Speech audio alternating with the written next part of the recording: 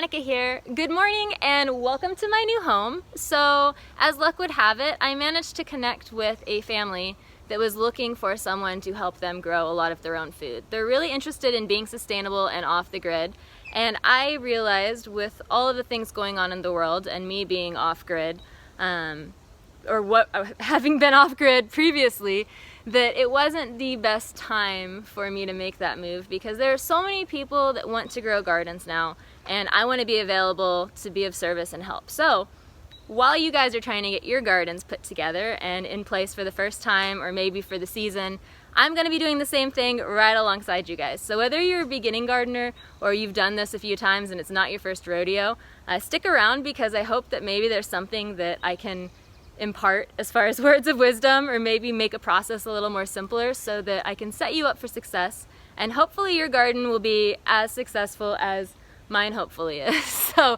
moving to a new space is always tricky, but that's what makes this really fun and interesting. All of this space you see behind me that's sort of blown out because the light's really bright right now, and we'll walk around and look and talk about all of it, but all of this space is going to be edible crops here in the near future. We have rain in the forecast this weekend, which is really exciting, so I'm looking forward to breaking ground right after I finish shooting this. But I just wanted to show you guys around a little bit first before I do too much and talk about sort of the method of my madness and the steps that I go through prior to figuring out, where to install a garden. So let's do a little walk around, kind of see the space, and then also talk about those first crucial steps to installing a garden. So I think I figured out how to balance my tripod on my hip so that I don't make you guys crazy seasick. But right here out front, we'll start here. So there's this huge Asian pear tree, I've been told, and it needs a little pruning. I've been playing with it some. I'm not much of an arborist and it's already in bloom, so we're gonna leave that this year, but I love that I have this nice shady corner to work with. As we get deeper into summer, I know that it gets hot around this area, and keeping soil moist enough to grow things like greens can be a challenge, so looking forward to working with the shade wherever I can find it, as always. Here in the middle of the space, really almost dead center. Let's see if I can get under it. I'm going to play with this a little. Yeah, so we got this huge, well, it's not huge, but it's a decent size black walnut tree. So that's something to keep in mind, because black walnuts put out a hormone or enzyme into the soil that prevents certain things from growing. So we got to be careful about how close we put our tomatoes, potatoes, that sort of stuff. There's other plants, and we'll dig into that later, that grow well close to it. I've already planted garlic around it because that's one of them. But just, keeping those sorts of things in mind as we move through the space. Again, this was the space where we kind of started. You can see I have some soaker hoses laid out now for irrigation. And one of the things you'll notice right off the bat is this is very much, my layout in this space is very much going to be like my layout that I did in the field in Texas, because there's really good soil. So I will show you, because there's plenty of little gopher holes around here. And just kind of post up right here. But I'll show you, the soil is like really nice and dark, crumbly, a little bit of sand, a little bit of clay. It looks like someone in the back here just dumped a ton of mulch years ago, and so it's lots of good stuff to work with. I'm feeling a little spoiled right now because I've just been working with horrible soil. Not sure how much soil help I'll be to you guys in this space, but we'll see. I might be completely off, and there's all kinds of stuff that needs to be done. So, number one thing when it comes to starting a new garden space that is bright, is location. So, how much sun does it get? As you can see, I'm gonna have to start shooting before sunrise because it's really bright, but that's intentional for the garden placement. For these 3 rows, and then also a row along the fence back there, and then I have 3 more rows over here, and they're all 25-foot rows, and a row along that fence as well under those trees. So orientation of your rows is important. I like to orient my rows to face south. I just think that they get the best sun as the seasons progress there. I try to consider what parts of those rows are going to be in shade. So like these ones, This is tough. Okay, these ones behind me here where you see those drip lines, so those guys actually get shade in the late afternoon. That's something worth considering. Any plants that will burn up later in the day that, you know, might say partial shade or you've seen have adverse reactions to heat. For me, that would be like cucumbers, peppers, that sort of stuff. I'm going to consider putting them in these rows where they get sort of that morning to midday sun, and then it's more, you know, shaded or filtered in the afternoon. Now these rows over here that I put by the trampoline, which I'm super excited to have a trampoline. It's always one of those fun things that we didn't get to have as kids because, you know, you get injured. But yeah, that's cool. So anyway, these rows that I put over here by the trampoline, those actually get full afternoon sun, and so that's something to consider as well. I'm looking at putting in things like corn and squash and beans and things that can really tolerate that. So you can see, like, as it progresses in the morning here, I think it's probably in the neighborhood of like 9 a.m. now, that we have some dappled, like filtered sunlight, and then once it passes over, I'm gonna blind you guys for a second, but once it passes over where it's at right now, over the top of that tree, then this is just like full blazing sun with a few shady exceptions for the rest of the day. So keeping in mind the orientation of your rows, I like to orient mine east-west, south-facing, so that they're getting the amount of sun that I want. It's kind of moving over them throughout the day. Try to consider that when you're setting up a space, even when you're looking to see, you know, windowsills to set pots in, just like I was doing in Big Sur windowsills, you know, having that south-facing windowsill so that the plants don't get leggy. It's just a good thing to keep in mind. So you're looking for as much south-facing real estate as possible to set your garden up. Now, this one over here, this is a bed that I've already built. See if I can stretch that. There we go. So this is a bed that I've already built, and you'll see I'm going again kind of back to my roots here with like the style that I was doing in Texas in the woodlands.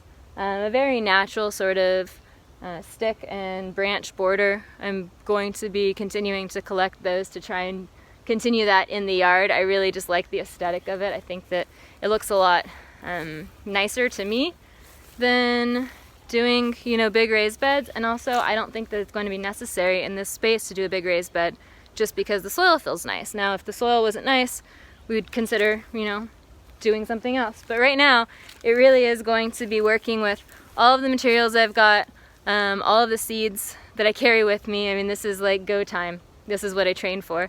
So working with soaker hoses, because that's what the family here bought for irrigation, and kind of seeing how far we can get with, you know, what we have.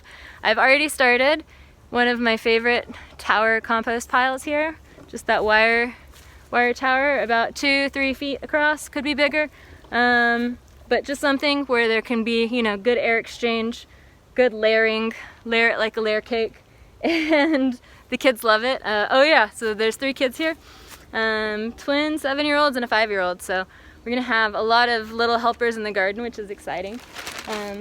But so they've loved filling that so far, if you make it into a fun game. And then I also have a janky free greenhouse because I had the painter's plastic left over from the lean-to one I had, but I just used one of these wire shelves.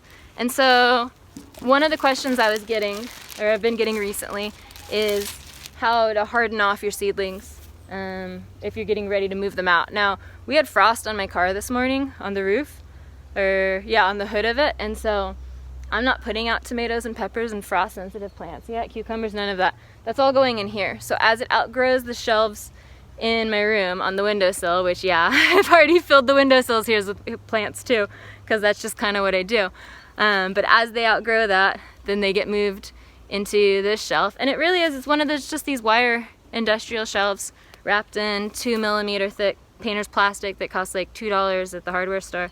You might even have some in a paint cabinet somewhere, but just really, you know, cheap, effective, easy, simple, taped it around. It's like wrapping a package. So don't worry about having, you know, the right sort of equipment and stuff at this point, because you can make a greenhouse shelf for next to nothing. And even though we had frost this morning, you can see these little guys, like, they're all still looking pretty good. These were ones I brought in 4-inch pots, and I've just moved them into larger pots. That's also the soil from the yard from various parts, and so I'm sort of doing a test on it in a way by potting up these plants into the soil that's in this yard to see, you know, is it capable of growing, or does it seem like it's missing something? I just wanted to show you here what I was talking about earlier when I'm talking about the mulch in this space is here by the trampoline. And I dig down just a little. I'm gonna find a spot where we haven't harvested way too much lately. But so there's a lot of mulch. And then I had also noticed there's a lot of mycelium in here. Now I'm not gonna find a spot because it like kind of sinks back down when there's not a lot of rain, but we have rain in the forecast, so hopefully I'll show you guys here in the next few days. But you can see, well, that one's a little dried out, but you can see there's just like fully colonized, fully inoculated substrate in here. There's fungi. It's just like popping up everywhere because there's so many wood chips. And so that's super exciting to me because there's plenty of soil building components at my disposal in this space. We have a little back corner here. Somebody's building a very cool fort with natural materials, and so you'll see you know, really fun forts and fairy houses and stuff pop up in this space because of the nature of having creative kids running around, which I love. And then all of our miners lettuce, keeping this patch going as long as we possibly can, because that's really our only vegetable that's fresh around here until stuff starts popping up. So I got my work cut out for me. One other thing that's worth mentioning are these ladies in here. Actually, I'll go in and hopefully they don't go crazy because they think I have food. But so we got, oh, they're coming at me. If I can even open the gate while I'm holding something. There we go. So we've got 8 birds. I'm gonna show you around. So this was one of the like priority number ones when this family was like, okay, we need to be self-sustaining, let's get chickens. So 8 chickens that are just about laying age and starting to get, you know, a little more friendly and curious. They're less scared than they were a couple days ago. And they built this, oh man, I wish that I had had time to document this building process of the coop here, because it's pretty incredible what these guys managed to build in a couple of days with whatever scrap they could find just laying around the property. But so it's, you know, it's a pretty sizable chicken coop. I want to say it's like 3 by 5 or 4 by 6. Like, it's big. It's a lot. Here, I'll stand next to it so you can see me for scale. It's a lot bigger than most coops that I've seen. You know, the ones that you'd buy like plug and play style, and very heavy duty. And give you a peek inside. And we'll talk more about, you know, chicken keeping and whatnot in the near future, because it's something that I have some experience in. So if you guys want to learn a little more about that, we can get into it.